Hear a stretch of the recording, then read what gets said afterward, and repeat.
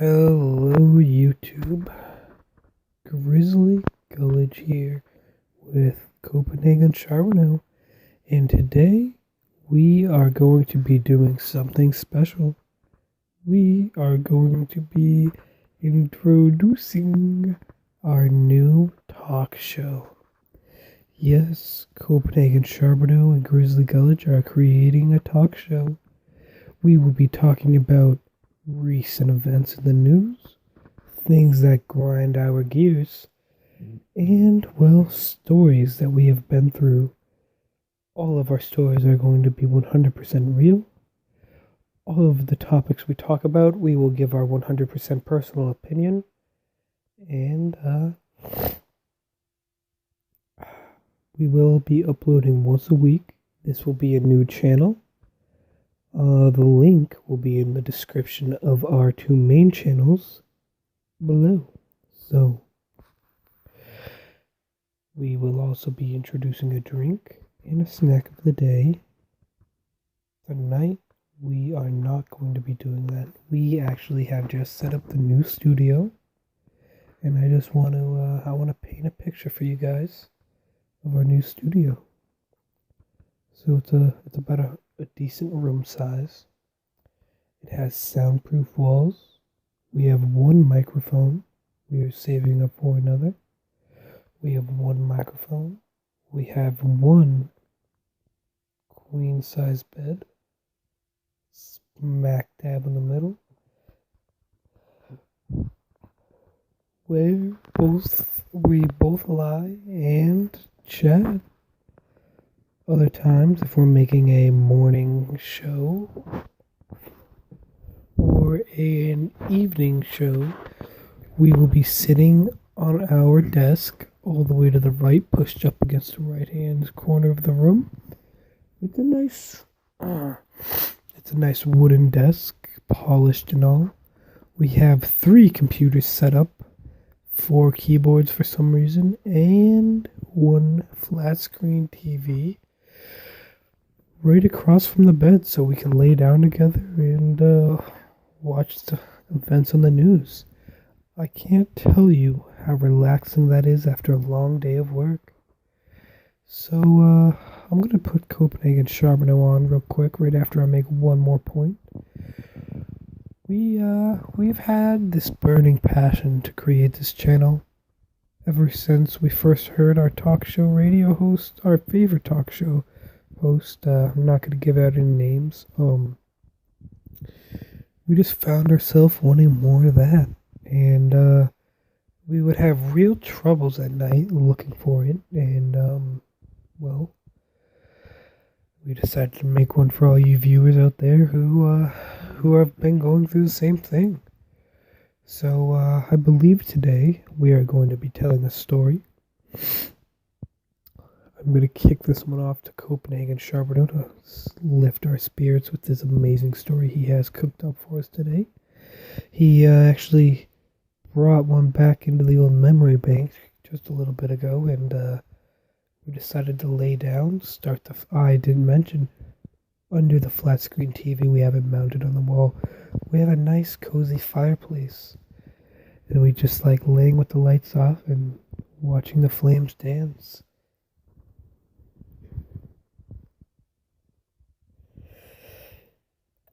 And that's what we are doing tonight. He told me earlier when we were at the grocery store that he remembered this story, and well, let me just tell you the title we're gonna give it: "The Time We Saved an Old Woman's Life." So let me pass the mic to Copenhagen Charbonneau. I think I've been on this enough, and he will start it off. I hope you guys have a great night, and I hope you enjoy the video. Hello, this is Copenhagen Charbonneau. Thanks for handing me the mic, Grizzly. So, the time we saved an old lady's life. Well, let me start off by saying a little backstory on this old lady. She was old with Alzheimer's. She was about, I'd say, 83, give or take a couple years. I think that's an accurate age. So, us three, we were at the zoo. And you know, us three being me, Grizzly, and our executive producer Joe, we were at the zoo. And we're just walking around for the day, you know, having a good time. We petting the animals, feeding the animals. And this old lady, she's with her family. She was in front of us. And she's just, you know how people with Alzheimer's are. They're like the ones that were in wars. They're like, what is it they say? They start freaking out. So Post-traumatic stress. those are two different things. This lady, I believe she had post-traumatic stress as well. Wasn't she in the war? She did participate in the war. So I believe she had post-traumatic stress after we talked, or after we saved the life of this woman. Her granddaughter actually told us about when she was in the war. And it turns out, every time the washing machine gives a buzz, every time the dishwasher gives a buzz, she takes cover behind the couch and just starts yelling about how she needs more ammo and how she needs more grenades and how she needs somebody to cover her six. It's sad because she makes a fool of herself in public places. I'm sorry, I need to sit in a better position. She makes a fool of herself in these public places, just like at the zoo. An elephant just gave out a roar. And next thing you know, she hit the deck behind this bush, and I'll let you talk about it, man. Go ahead. So behind the bush, she jumped back. She fell back and tripped over the bush. Oh, yes. And there was an alligator pit. She ends up tripping, falling all the way back down into the alligator pit. Thankfully, she landed in water. So, you know. She did suffer a fractured elbow from this. So, thankfully, she landed in the water. And so, you know, she gets out, runs out of the water. She's like, I need more ammo. She's like, so then three crocodiles come up out of the water. They haven't been fed yet. They haven't been fed their lunch, keep in mind. And she's like, I got 3 bogies in the front of me. And of course, she's screaming. These alligators start chomping at her, if you remember. Cover my six. I just remember those words so vividly. That phrase just being shouted over again. So she's down there. She fell down with her cane. She starts hitting the crocodiles with her cane. She just starts beating them. And me and Grizzly, there's a big nobody's helping, if you remember. At this point, we were so shocked. We stood there and looked at each other, and I am so guilty for that because of those few seconds where we froze in time. Poor old lady. We'll just call her Ruth.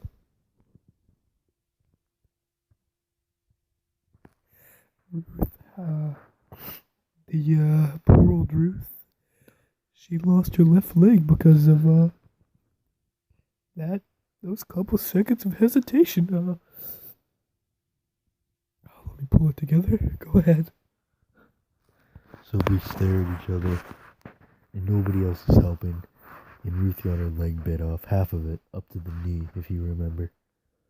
And it got bit off, and me and Grizzly, we immediately jumped down there without even thinking about it. And me and Grizzly, we always have guns, the right to bear arms. And so we both pulled out our guns, and we shot we didn't kill them. We shot warning shots in front of the crocodiles, and they fled back into the water. But believe it or not, while we were grabbing Ruth, we finally pulled her out, and we got, by this time, the paramedics are all there, and we pulled her out of the pit. And of course, one of the paramedics needed Ruth's leg for any shot at reattaching it.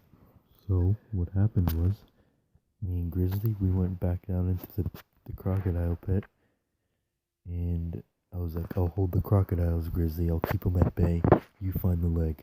So And keep in mind, the leg is submerged underwater. Murky Yes, water. it is. I'm holding these three crocodiles back by their tails. Grizzly's searching everywhere and everywhere. One breaks loose, jumps at Grizzly. He fights it off, tries biting him. He grabs the mouth and the bottom of the mouth, keeps it closed, throws them off him. And I got the two. I'm holding them both by a tail, left arm and right arm. And the other one, you threw it up against the wall, right? Yes, and yes. It passed. It passed out. It did pass out, and I actually found Ruth's leg, and I held it up to signal to Kyle. I have found Ruth's leg, and you were carrying a Python pistol with you that day, correct? Correct.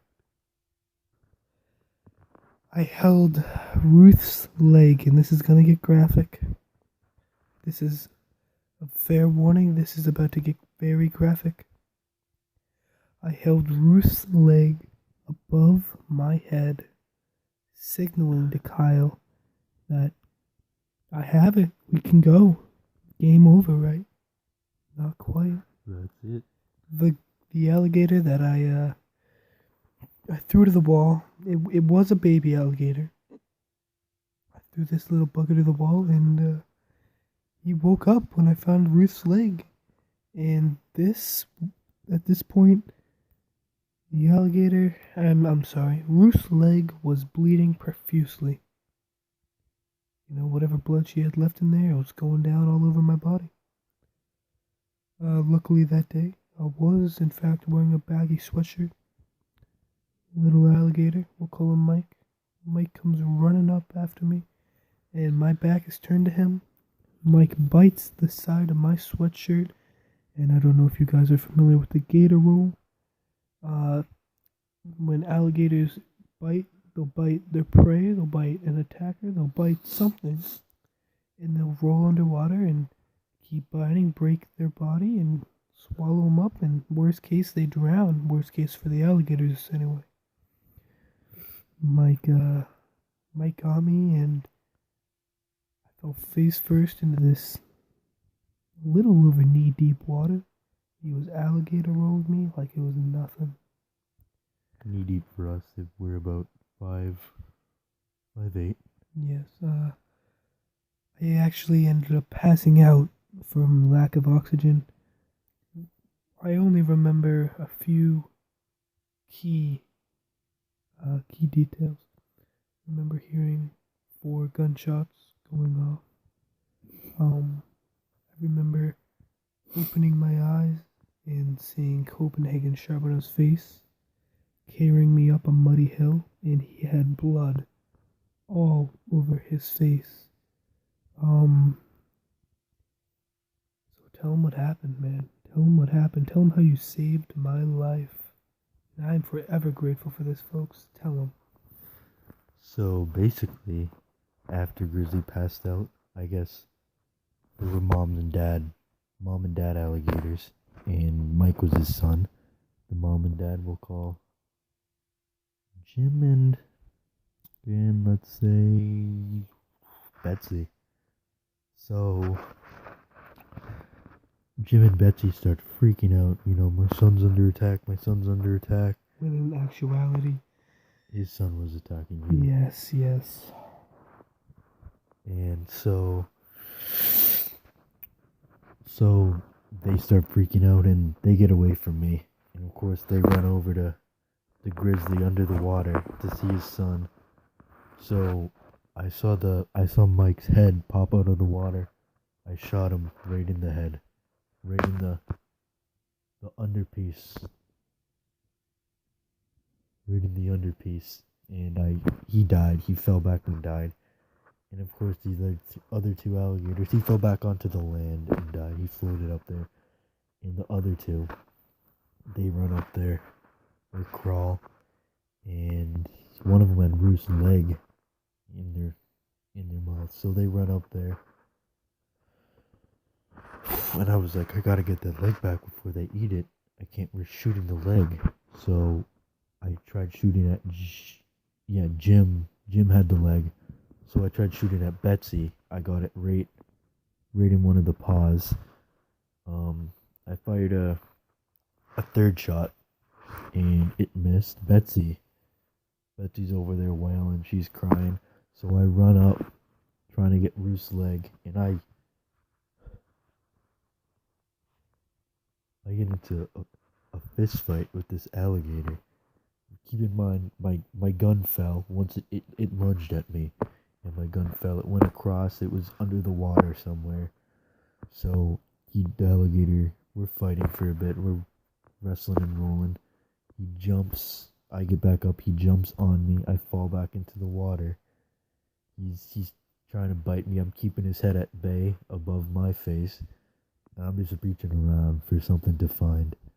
Next thing I know, I found my Python pistol. Held it right up to under its mouth. Shot it right through the head. Blood gushes out all over my face. Next thing I know, I get up. I'm looking for Grizzly. I can't find him. I'm looking everywhere. And then I just see an arm floating above the water. I run over. I pick him up. Get him up onto the water. And I bring him back up. All the paramedics gave him CPR. And I thought he died. Because he was not coming back for a good, 3 minutes, I think. I believe I was illegally dead for 3 minutes. And I can't thank you enough, Copenhagen Charbonneau, for saving my life. Without me, without you, my 36 subscribers would have no one to watch. Ruth did not get her leg back, sadly. So yes, it was not attached in time. Ruth was attacked. Like I said, she did have a fractured elbow and, well, an amputated leg. By the time I was brought back to the sidewalk of the zoo, out of the pit, Ruth was gone, thankfully.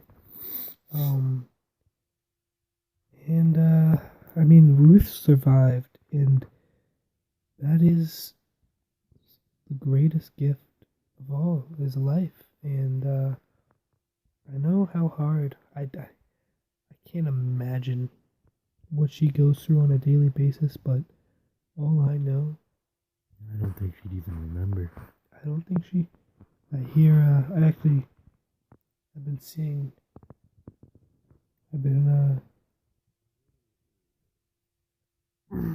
been seeing Ruth's granddaughter on a frequent basis, and it's started off checking in on Ruth, and we've made a connection now. There's a shout out to you, Elaine. If you're listening to this, I know you had to move away. I want you to know I miss you, baby, and things that we have exchanged. It's some of the greatest things on this world. I mean, I've always wanted to plant my seed into you. And when you get back, I promise you, I will plant my seed repeatedly, over and over again. So, Ruth, I know I miss you, Ruth. Okay. Ruth, I know you're serving this country in and I can't wait until you get home. Anyway, I'm sorry, I said Ruth, I meant Elaine. Elaine is following in her grandmother's footsteps, and I'm proud of her. I actually saw Elaine for 6 months before she was deployed, but really none of this has to tie in to this story. Ruth is in an old folks home for disabled veterans, and she's getting well taken care of, and I am proud to say that we saved her life. We check up on Ruth from time to time just to see how she's doing. Of course, she doesn't remember us, but it's great to see Ruth again and just see how she's doing. She's not doing too good, sadly, but I don't think she has much left in the tank. Yeah.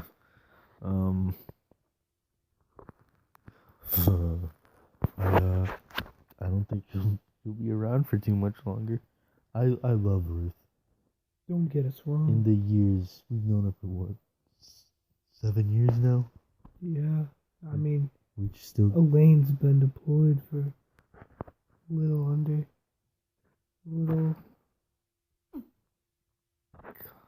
God, she's been deployed for quite some time now.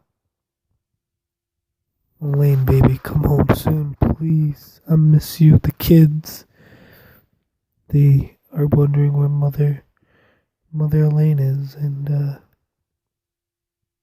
I have been seeing someone. I have. You've been away for too long, Elaine. You've been away for too long, and a man has needs. A man has needs, Elaine. I need to get that. That one time a week, you know. You know what you used to give to me.